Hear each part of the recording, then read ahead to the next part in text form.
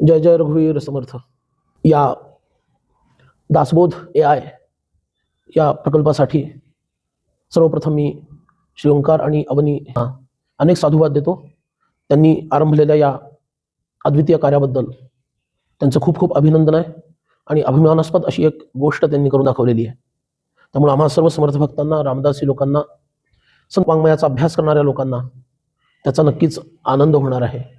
आणि ह्याच पद्धतीनं अन्य ग्रंथांसाठी सुद्धा पुढं अशा पद्धतीनं हा प्रकल्प चालवला जाईल, त्याची प्रेरणा सगळ्यांना मिळणार आहे. एखादा मुद्दा घेऊन दासबोधाकडं पाहावं आणि त्या संदर्भामध्ये त्याच्या काही ओव्या आपल्याला प्राप्त व्हाव्यात, अशा पद्धतीनं हा प्रकल्प अत्यंत उपयोगी आहे.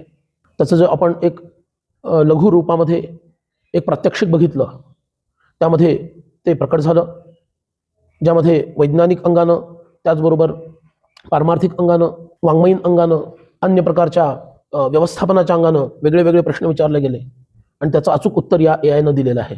त्यामुळं आपल्याला या ओव्या आपल्या विखुरलेल्या ज्या दासबोधामध्ये आहेत त्या आपल्याला एके ठिकाणी प्राप्त व्हायला याचं सहाय्य होईल.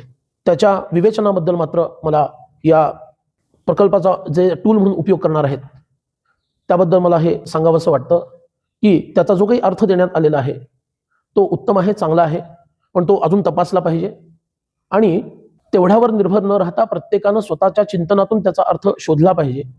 उत्तम ज्ञानी लोकांच्या अध्ययनातून त्यांना जे चिंतन त्यांनी मांडले त्याच्यातून तो अर्थ निवडला पाहिजे आणि या माध्यमाचा उपयोग त्याच्यावर पूर्णपणे निर्भर राहून चालणार नाही, तर त्याचा उपयोग आपण आत्मनिर्भर होण्यासाठी केला पाहिजे असं मला वाटतं.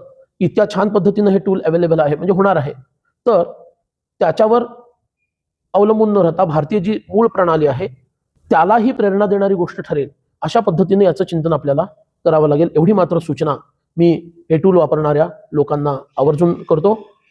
इतक्या सुदूर देशी अमेरिकेमध्ये राहून, की जो देश खरं तर पूर्वीपासून वेगळ्या वेगळ्या पद्धतीनं भारतासमोर नव्या नव्या समस्या निर्माण करतोय, पण त्या देशामध्ये राहून भारताला सहाय्य करेल असा विचार आणि असं कार्य या भारतीयांकडून घडलेलं आहे, त्याही बद्दल त्यांना अनेक साधुवाद देतो आणि त्यांचं अभिनंदन करतो. जय जय रघुवीर समर्थ.